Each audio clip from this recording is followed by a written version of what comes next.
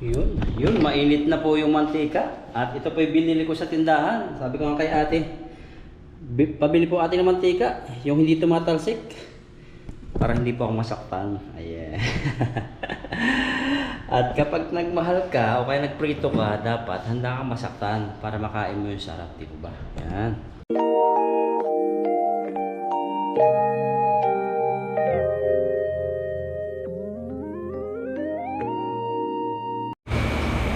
Yun, mapagpalang tanghali po sa inyo. Kain po tayo. Ngayon po ay tanghalian namin at ganito yung pagkain namin dito, bintang. So, meron po dito sa bawo. At ito, ganda ng lagayan. Ayan. Meron ditong ito, karne. Tapos parang embutido to. Tapos ayan po yung rice, kunti lang. Tapos may upo. Tapos ito, parang pichay. Tapos may karne na naman. Tapos may gulay na spinach. Tapos dito lang ako nakakita na laging inuulam pala nila yung manik. Ayan, no? Kala ko yung manik pinapapak. Ibang klase talaga yung manik dito sa Taiwan. Inuulam po ang manik dito. Ayan po. Manik. At ito pa oh, nilawak sa dilis. Tapos inuulam. Yung dilis po yan. Ang lasa po nitong manik na ito ay ano, maalat-alat. Maalat-alat po yung manik dito. Kain po tayo.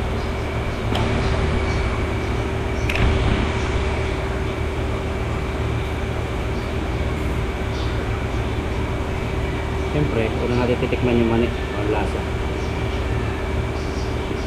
Yung mani po dito ano, hubad, wala po siyang balat. Medyo maalat-alat po na, medyo matamis-tamis yung ano, hubad na medyo maakang. Itong may damit, may balat pala. Tignan natin. Yun, matamis lang siya. Tapos lasa siyang dilis. Dilis, tikman natin. Sarap. Ito tayo. Ang beef.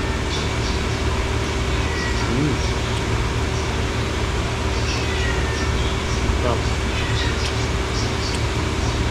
Ano kaya ito?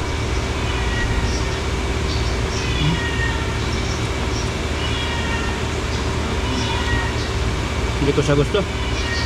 Meron siyang karne na medyo hilaw-hilaw pa. Para sa bitukan na kambalot sa loob niya ano, ay karne. Hindi ko kaya.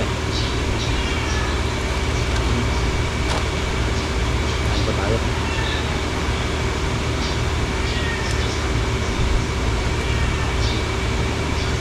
Yan. Ito, beef. Wow, ang sarap. Pagkatapos po namin kumain, tutulog po. Ang idlip dito. Papatayin yung mga ilaw, tapos may higaan kami. Idlip. Yung tradisyon nila.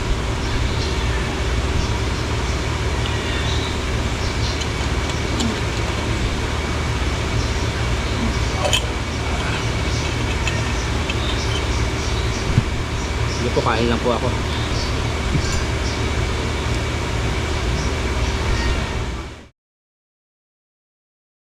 Yeah. Nabigay po dito yung ano si Yone, employer, bigay. Ayaw daw ni Yone.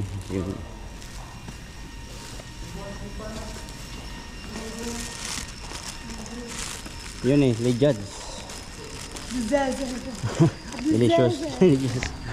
Yun eh. Yeah, I will cook now for my dinner. Cook ready, but you can put the Garlic. spicy one. Spicy. It's not spicy.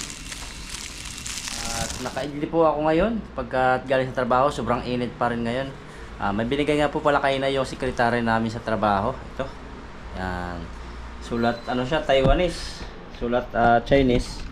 Ayan po. Ang naintindihan ko lang dito, yan, money. Money. So, tingnan po natin. Kausap po pala natin si Sayon. Ayan. Kausap natin. Medyo mahina yung signal.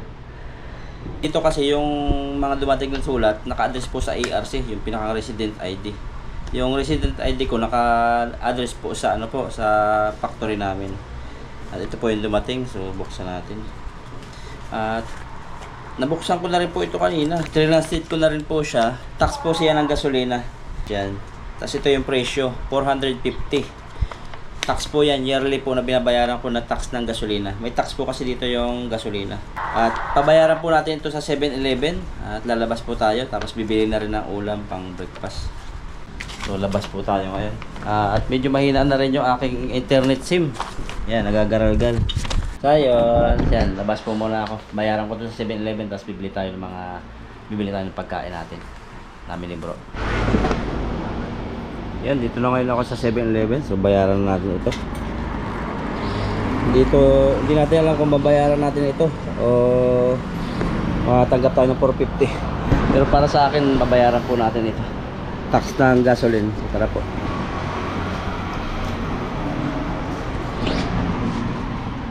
Yan, ang ganda po yung 7-Eleven dito.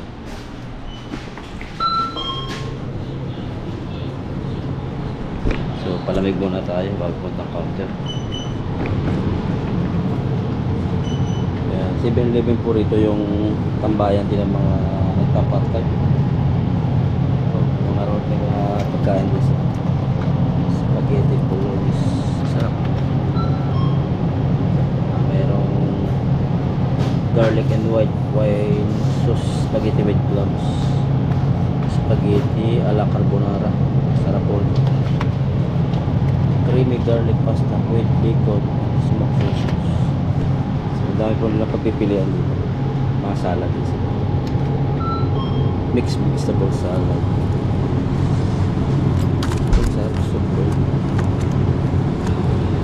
Chicken breast salad with same dressings. Marami po sila mga pagkain dito. So, tingin tayo dito mga drinks. Yan po yung mga drinks nila rito. So, bayaran na po natin. At alam po na may 7-Eleven din dyan sa inyo. Kunti lang ang diferensya ng presyo.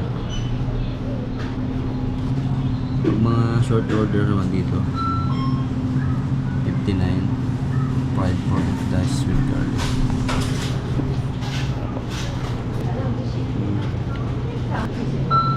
What is this? Okay.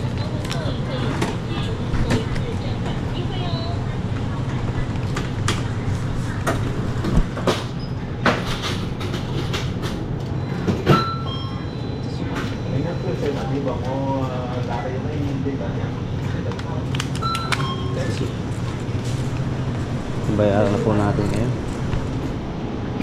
Ayan, okay na po. May sukli po na 50 yung ating 500. Dinikit sa papel yung resibo.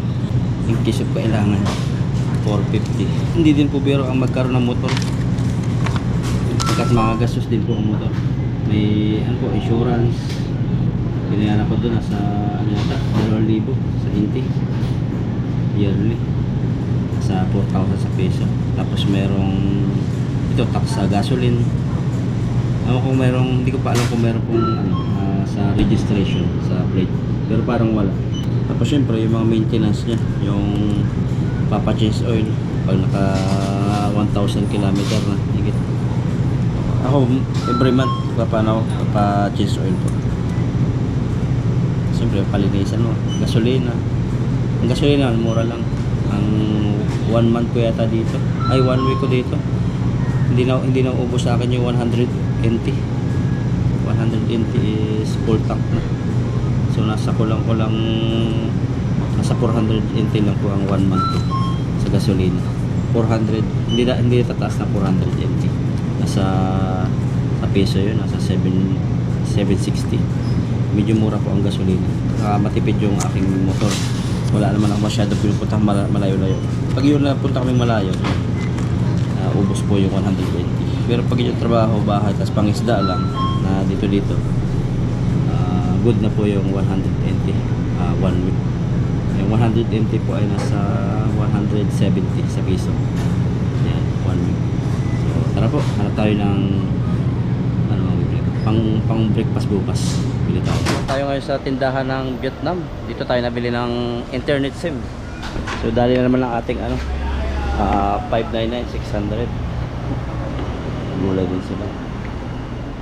Ni hao. Balot sila dito.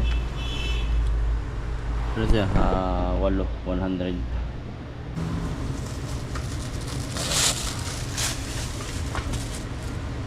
Mayroon pala dito mga sobrang liit maganda pang prank.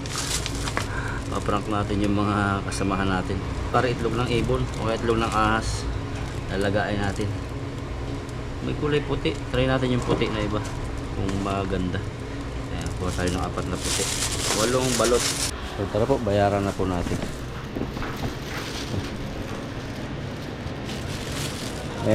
Para chungwa. Net. Yeah. Yes. Chica. Chica.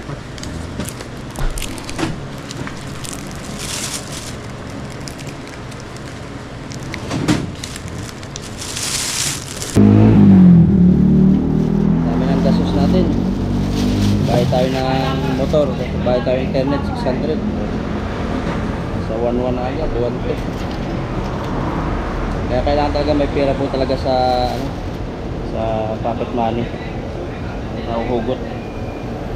Kasi nga bibili tayo ngayon ng pang breakfast. Tayo sa supermarket, may sound at malamig. So wala tayong makitang ibang ulam na luto na. So tingin tayo ng ulam na lulutuin. At kung may luto na si Bro, si Papa Ryan, pag wala siyang luto, lutuin natin. Ubus dito. Parang pinalitan nila. Ang malo, sap-sap, nalalambat lang yung dudoy, 2 piraso 45. Bili tayo ng longganisa. Longganisa. Yun, dito na lang tayo pumunta sa supermarket na medyo malaki-laki kasi wala na doon yung mga longganisa. Dito tingnan natin yung favorite natin. Dito ang pwesto nun eh. Wala na rin. Ay ayun. Ito po yung favorite natin. Ito. Sana hindi nagmahal. Nagmahal na. 89. 89. Tingnan natin yung mga animan. Ito may mahabang isa. Ito na may mahabang isa. Ayan. Nagmahal na rin. Ay 79 dati, ngayon 89. So nagmahala na sila. Pag iwanan na yung iba, ala magmahal na rin kayo. So bayaran na po natin. Yun, dito na tayo sa bahay ngayon. Sinabit natin dito yung balot, ating ulam. Ito na rin yung nabayaran natin sa 7-Eleven. Hindi siya na po kayo sa boses ko. Medyo may ubo pa rin po ako. Pero okay na po ako. Medyo nanghihina lang yung katawan. Bayad na po ito, 450. Mga 3 bayaran pa para tapos yung kontrata. Yan. At ngayon po ay magtutupi tayo. Naparami natin tupiin kasi yung nilabahan natin nung kailan pa? Nung Biyernes pa ng gabi. Hindi pa natin napipinaw. So nawala na yung amoy niya. So pinawi natin. Ito siya.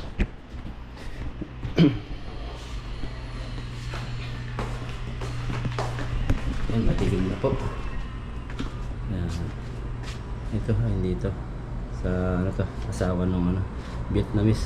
So medyo madilim po yung labas, makulimlim kasi po sa ibang part po ng Taiwan parang umuulan na, parang bumabagyo, malakas ang hangin. Kaya pumaaga sila nagsarado ngayon. So pinawi natin itong mga to. Pantalon. Ito po, simula dito sa akin po yan. Simula dito. Yan. Lagay natin dyan. Yan. Pagtupi po tayo ngayon, napakarami. Nabawasan na nga po yan kasi nasuot natin nung fishing Sabado, Linggo. Sa Lunes kanina uniform. Yan, nahugasan na po natin yung balot. Pag nagluluto po kami ng balot, ilagay niya po muna yung balot na ganyan. Sa kanya po tubigan ng warm water. Pantay lang po sa kanila yung tubig. Yung parang litaw lang yung konti. Pag nilagay niyo po siya ng mainit yung tubig, puputok po yung balot. Tapos dahan-dahan lang po. Matagal na po kami hindi nakatikim ng balot. Siguro once a month lang kami nagbabalot o twice a month. Pero once a month nung nakaraan. So dahan-dahan lang po yung apoy. Para hindi sila magsuntukan pag gumulo. Yun, luto na po yung balot. Yan. At gawa tayo ng sausawan dito. Ayan, meron na po tayong sili. Tapos may bawang. Tapos lagyan ko ng suka. Ito lang. Asin. Yan. Para hindi na po dudukutin yung asin. Pisain natin sili. Ayan. Kumuha ko lang 2 puti. Sa 2 medyo itim-itim. Kay bro, paparayan yung dalawa. Ay, yung apat. Mainit pa. Nakain mo na. Mamaya ka. Hindi ko na. Yeah. Sabay tayo. Hindi ko kami ah. What? Pero pag minsan-minsan, okay lang yan. So, Tayo ng damit. ano kami bro eh. Once a month o twice a month lang magkain ng balot. Pag lagi, pangit. Oo, pangit. So, papalakas tayo. Think mo may Kaya sa ano, lagi puyat. Oh. Lagi pagod. Kasi kami tutupi ni bro eh. Kaya po yung buhay OFW. Ang nilabhan ay ano, nakasampay doon ng mga isang araw, dalawang araw. Tapos pag ngayon wala nang trabaho, pagkalabas ng trabaho, tupi habang may time. Tapos magluto. At ngayon mag-relax naman. Para hindi puro paingis na po nakikita niya. Oh. Wala, balot. Sabay natin si bro. Dito malaki. Hindi ko alam, pero bibilhan ko doon mga ano, maliliit eh. Okay. Tingnan natin Okay, kung man. malaki yung balot. Ano kayo? Sarapan. Yung maganda rito yung balot, hindi katulad doon sa atin na may mga tuka na talaga. Dito Dati bilang may nila. nabili akong may tuka eh. May tahid na nga. Sa gusto ng sabaw, may sabaw. May sabaw. Tapos, Hindi ka binigyan ng dahon. hindi ako nahingi. May sabaw. Ay, natin. Sa ating kalug-kalugin. Pero mas the best mangpapsin sa atin yung suka, bawang, Oo. asin. Yung kanila dahon, hindi ko gusto. Bagay, sila yung Vietnam yun eh. Tayo Pinoy. Pinakamalakas po sila sa balot. The best talaga yung suka. Match. Man natin yung ano. Wala mang ano, sisiw. Walang sisiwa, balot sa puti. Dito kalalasan. Ganyan ang tawag sa balot sa puti. Tingnan niyo po yung mga... Wala oh. Ayan. Ganyan po. Wala. Hindi Ating sila kakamay. naghihiwalay. Kasi hindi kita ang sisiwa. Wala oh. Wala pa eh. Wala pa. Ganyan gusto ng iba. Pinoy pa eh. Parang yung kinain natin sa ano, parisan. Wala. Ano? Kain po. Sarap. Ganda naman po sa katawan. Pag Tapos masusobrahan. may beer. Oo. Napadalo ito ng dugo eh. Tama-tama, nag-medical okay nung akong dugo. Yun. Ito po, oh. Ganyan po yung tinatawag na balot sa puti. Bilog na bilog siya, oh. Hindi mo kita yung sisiyo, nakabalot sa puti. At talagang suka. Yan, isang subo na lang po yan.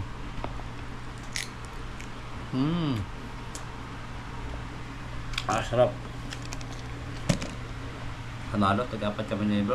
Pero bihira lang po ito. Once a month, twice a month. Yun. Yun.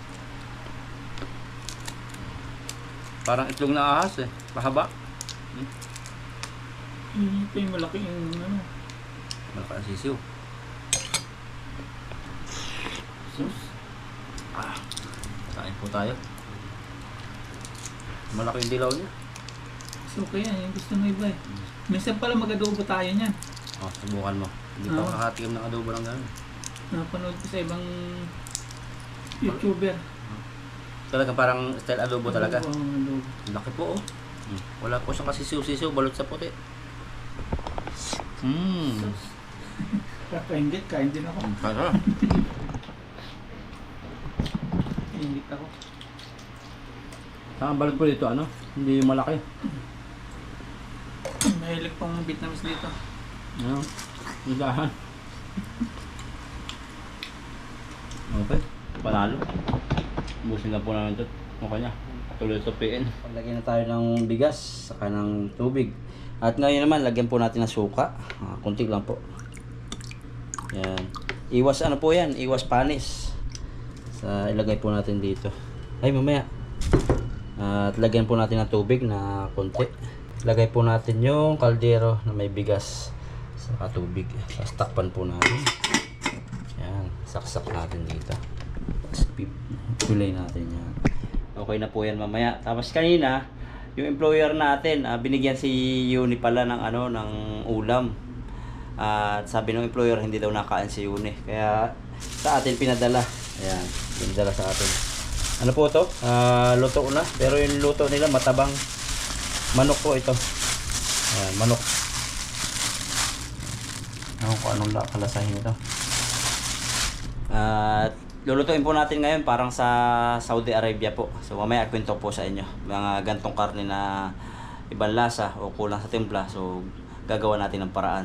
Hindi na natin pwedeng tanggihan kasi blessing siya, saka kailangan din talaga natin. Maghiwa po tayo ng ng rekado para sa bigay po ng ating employer. At ito po ay manok daw saka karne, pinagsama po. At gagawin po natin ng paraan. Kasi tinakman ko po kanina, medyo matabang siya. Yung luto talaga ng mga Chinese, Taiwanese na matatabang talaga ang luto nila. So gagawin po natin, hiwa tayo ng rekado.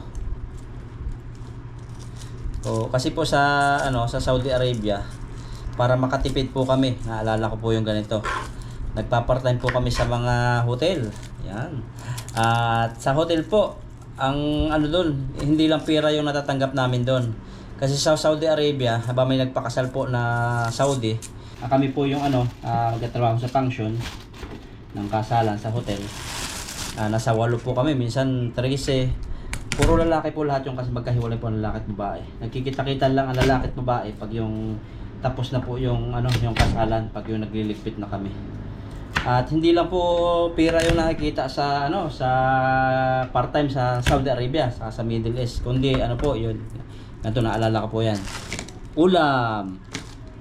Yan, sagana po sa ulam sa Saudi Arabia pag nagpa-part-time sa mga hotel. Bakit po?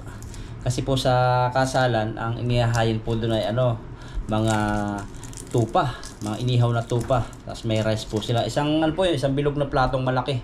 Kasya yung 7 tao, 10 tao. Ang tupa niya may ulo, may hita, basta siya, kalahating buong tupa. Pagsasaluhan po yun ng 7 tao. Kamayan po yun. So hindi uso doon yung madiriin sa Saudi Arabia kasi salo-salo sila ron. Salo-salo sila, tapos may mga bigote sila, balbas, yan. At kumakain silang kamayan, pero naguhugas naman ng kamayan. At yun po yung sinasabi ko sa inyo. Napakarami po nilang leftover, napakarami, parang pista po lagi ang pagkain nila sa kasalan. At pagkatapos na po ng kasal, so libre na po yung lahat ng matitira nila.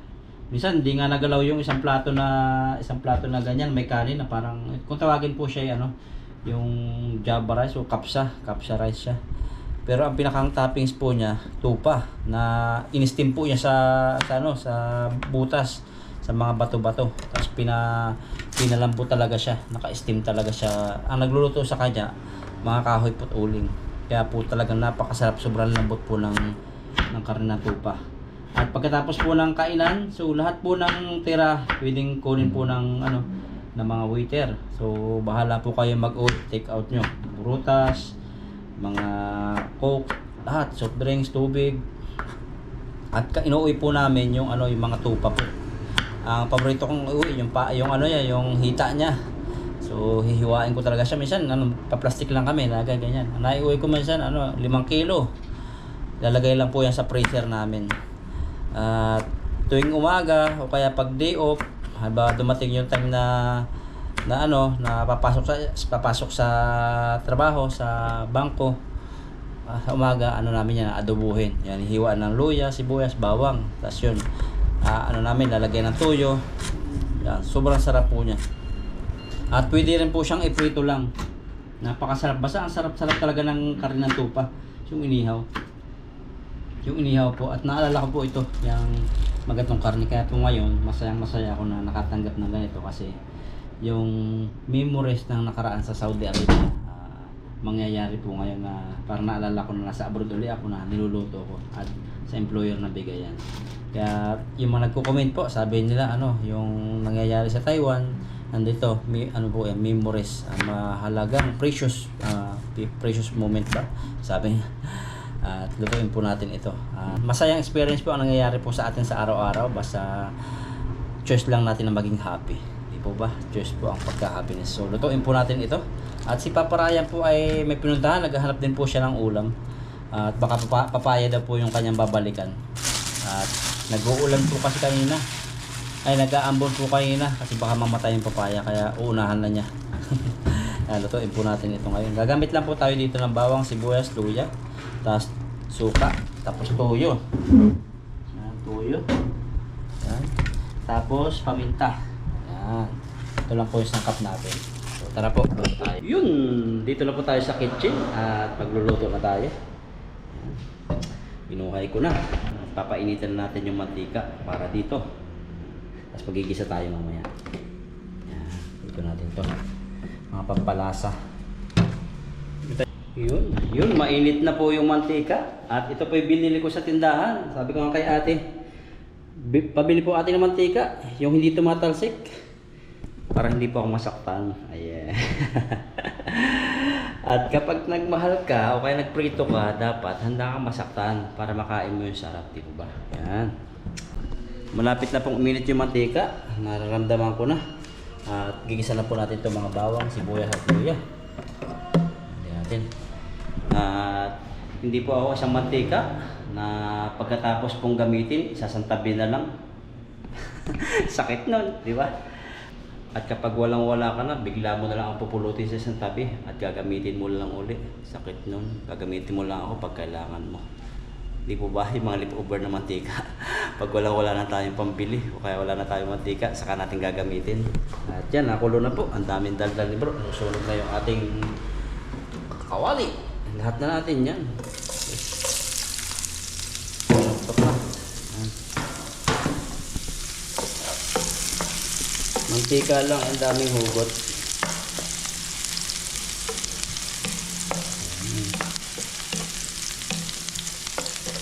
Alam niyo po ba kung sino yung parang mantika? Yun yung ating manugang o kaya biyanan. Pag yung napunta tayo sa bahay nila, gigisahin tayo nila. Uy, ano na naman yan? Lahat papansinin sa atin pag nakatalikod, di ba? Hindi naman lahat, pero kadalasan. Yan, gisahin na po natin. Magisahin pa na iba, sayang to. Hinayang ako sa luya. Pahabain natin yung camera. Ay, pahabain natin yung tripod natin. Sana all, mahaba. Ito po, gisa na natin itong manok. At karne. Diba? Kasama siya. Manok naman siya eh. Lahat po pala siya manok. So, yung pong manok na yan, kaya itim. Ano po yan, native. Nung bago dating po ako, nag-celebrate po yung lupa niya namin, yung aming among babae sa isang restaurant na puro native po. Kasama yung lahat ng aming mga co-worker. At pag-welcome na po sa aking pagdating. So, hindi pa po ako nagbablog nun. Pero may video kay Papa Ryan. Paminta, para sa mga puso umaasa. Toyo, para sa mga babaeng pasuyo. Toyo, para sa mga katulad kong para sa'yo. Mga baduy Yan, lagyan natin toyo. Yan, nalagyan na po natin yung toyo saka ng paminta. At gigisahin natin muna para sunod natin yung suka. Yan, alam niyo po ba? Nabatukan ako ng misis ko dati nung nagluluto ako ng adobo. Sabi ko sa kanya, suka ka ba? Sabi bakit? Para kasing suka. Matapang ka na, maasim ka pa. Galit na galit eh, binatukan ako. Hindi na tuloy kumain siya nung niluto kong adobo. Sabi ko, ano lang naman, joke lang yun. Yan, kumain din naman, mapilit natin. Yeah. Kunting kiliti lang, dapat. Pag nagtatampo yung babae, huwag natin sabayan. Lambing-lambingin natin. At mamaya-maya, sisiko-siko yan pag ating kinakalakalabit na, kain ka na. Tapos yun, pag sinusuyo-suyo natin ganyan, paano yun, patali-talikod. Subukan natin mga 10 minutes na wag suyuin. Tandaan lang, huwag kang umimik. Tapos bigla ka mag-joke. Yan, hingiti na yan.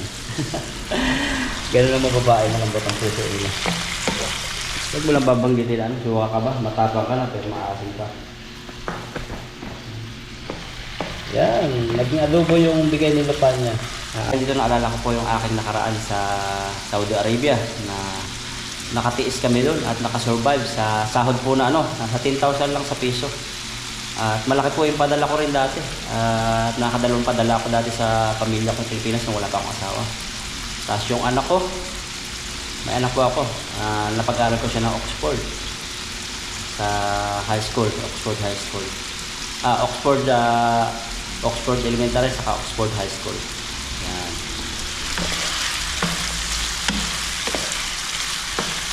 Dahil lang po yan sa mga part-time ginawa kong araw ang gabi. So sa ako na po i-elaborate o ano po yung iba kong mga ano pa, yung mga katangian o mga kung sino si Bro Alvin. Basta marami po kayo malalaman po sa akin. From glory to glory at unti-unti nakilala niyo po ako. So hindi lang po isang anak ko, dalawa po anak. Yan, adobo na po siya. So mamaya po at kakain na po tayo mamaya. Hintayin lang natin paparayan at nagsaan na rin ako para sabay ito sa lulutuin. Tikman natin yun.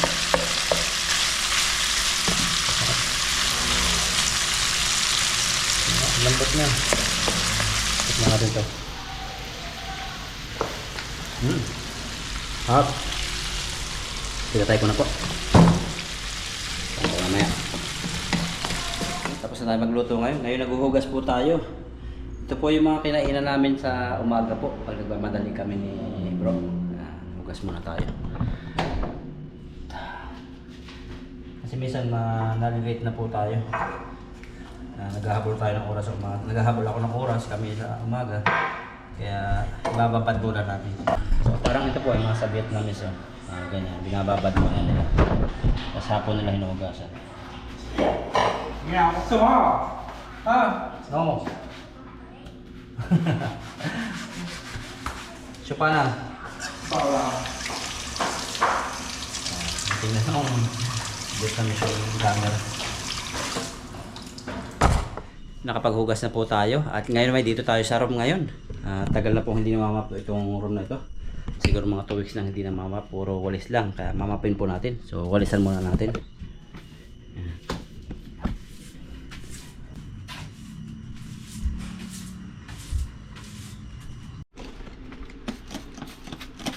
Ang gamitan natin ng spray. Sabon po yan, disinfectant para lock natin.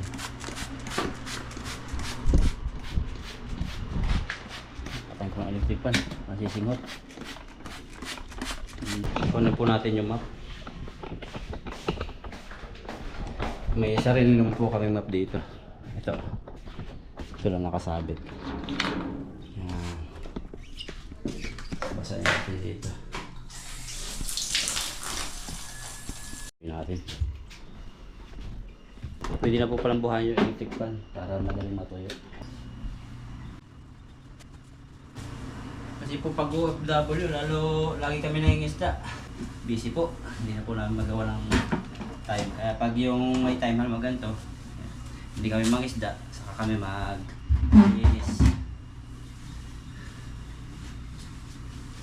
Hindi po katulad sa Saudi Arabia.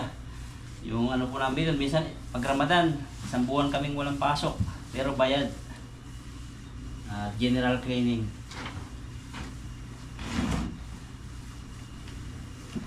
Sinabon. Sabon po ito, saka disinfectant. Parang Dettol. Kung tawagin sa Saudi Arabia, Dettol. Pang disinfectant. Banlawan naman natin.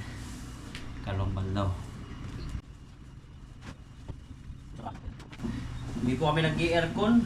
Hindi kaya pa naman po yung init. Kasi may bintana po rito. Malamig po pagbukas yung bintana. Kasi lampasan yung hangin. Galing palayan. Pero pag yun talagang walang bintana, hindi ko kaya. Yung pinuntahan ko po doon sa company na na accommodation. Doon sana ako dadalhin nung broker namin. Sabi ako, hindi talaga kaya po. Parang nasa lata. Walang walang exhaust fan, walang labasan yung hangin. Ako yung kaiitan kasi nasa baba siya, malapit siya sa pintuan. Pero mainit pa rin doon sa taas. Wala talagang hangin kasi gitna siya. Parang isang building po siya. Nahinati sa 3. Tapos sa gitna yung paglalagyan sa akin. Wala talagang hangin na press. Yun at nakaidlip po tayo at kagigising lang natin. At si Paparayan na pala, si Bro ay nagkuha siya ng papaya tapos nakapagluto na. So sabayan natin kumain. Yan. Po. Medyo naka-relax na rin po tayo. Ito po yung naluto niya. Sa tilapia. Papartneran natin ito. dinamihan ko na po yung kanin. Ay, nakalimutan ko pala. May suka nga po pala ito. Nagising ko lang kaya nakalimutan ko. Tayo na po tayo mga paps, pero bago lahat, pray po muna tayo. Lord, maraming pong salamat sa biyayang nasa aming harapan ngayon. Salamat po sa kaligtasan, sa walang hanggang biyaya pinagkakalob niyo po sa amin at sa aming pamilya po.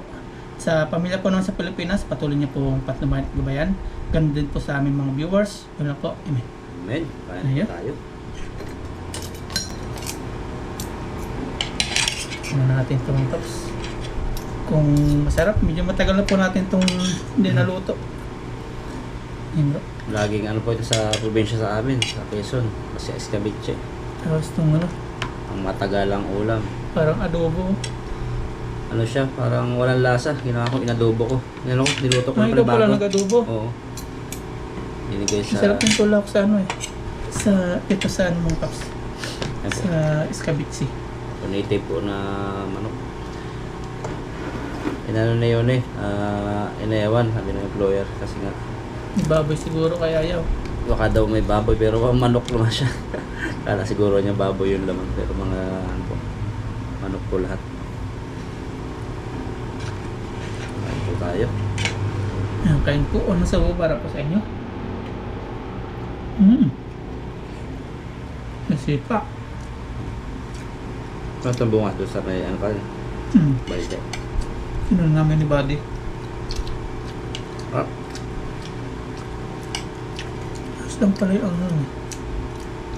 Kasi yung nanay po namin masarap po magluto nito. Si mama. kadalasan sa Pinas galunggong. Ewan ko ngayon kung nagmahal na ang galunggong doon. Export na yata. Maraming nangyayari sa Pinas sa Philippines eh.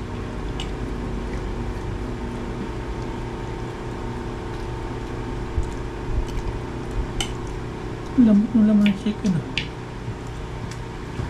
Parang style niya, steam yata eh. Yung ito mo yung paa niya. Yung paano. Lalaki ng paa po.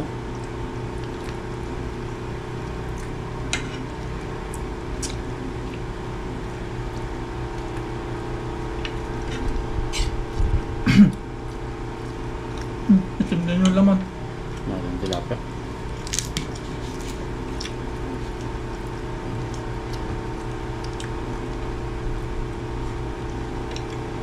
Hanggang. Napapunta po rito yung init. Sa Pinas. Maghapon ang pawisan. Sa trabaho. Tapos kanina kain isda. Pagkuhan ng gulay. Paglalakad. Tapos ano, bago umuwi, aambon, hindi man tutuloy. Kaya mainit. Ang singaw. Tapos kailangan malakas katawan. Luto yung anong pawis. Masang-basa yung damit ko eh. Dalawa. Isang team tanim na uniform. Yung suot ko ng pagluluto. Parang nasa lata ano. Hmm. Diba? Parang walang hangin.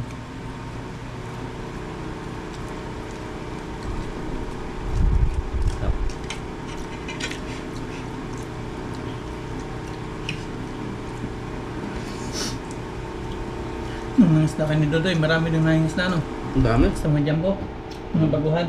Ang baguhan, mga ano po sila. Ganda pa yung putis. Wala nating pasok. Ha? Ang ganda pa yung kotes. Ang ganda, maputi pa. Talagang sabi ko mga isda ba ito mga to? Ano yung bago sa Taiwan o bago pa lang nangisda? Matatagal na pero ano, mga umasa sila sa trabaho. Siguro nararamdaman na ngayon yung ano ng Paghina. Taiwan. Paghina. Pinasok ng vlogger. Pinasok nila. Lagi. Tapos sinarang daw sila bro. Si Dodoy. Narang kami, nagtatanong po ng kung paano. Tagal din na. Napagkwentuhan din kami. Kung paano yung procedure sa pag-YouTube. YouTube. Sila kasi puro karalasan ano ng Facebook, tapos YouTube basta. Sa Facebook, dali lang po pumasok. Sa YouTube talaga dadaan ka sa butas ng karayo. Facebook, sobrang dali lang. Sa YouTube, ano eh, yan, salamat po na andyan kayo. Mahirap po kayong hanapin, kayo pong nanonood ngayon. Kasi sa Facebook, isang arangkada lang, bilas magpa-viral mga paps. May share po kasi doon na ano, yung mga kaibigan. May mga group ko sa Facebook, FB page, FB group. Pag sinare ka nung isang yun, feeling ano, dumami yung followers. Mga kutis, ano talaga yun, maputi pa. Maganda pa ng kutis talaga. Sabi ko, mangingitim kayo. Sa si Dudoy, inaano ko nga si Dudoy nung bago nag-start, hindi ganun ng ano kayo, nangingitim na kami lahat. Si Dudoy. Ayun talaga, mapuputi talaga, makikinis. Lalo na ngayon, sobrang init, no? Sobrang init na yan. Nakakaawa din naman yung mga, ang advice lang namin Dudoy, manood na lang kayo sa YouTube kung paano pumasok sa YouTube. Kung tatanong po mo paano, mas kuminto sa akin ni bro, sabi ko, bayaan mo yan sila. Tama na yung minsan tayong tumulong. Kasi meron na po silang grupo. Mm. Ay kung may ano sila, may samahan na rin po sila. Kung ano po sila sa ano, magulo pa. Magulo. Kasi ang dami na nila. 10. Siyam yata, Siyam. Ang dami. Kaya, pasensyahan na po. Ang dadami po lalo eh. Gugulo po, pati yung mga viewers po natin. Hindi pa natin masyadong kakilala. Mm. Kaya natin yan. Ang tutulungan lang po natin yung kilalanin muna. Yan.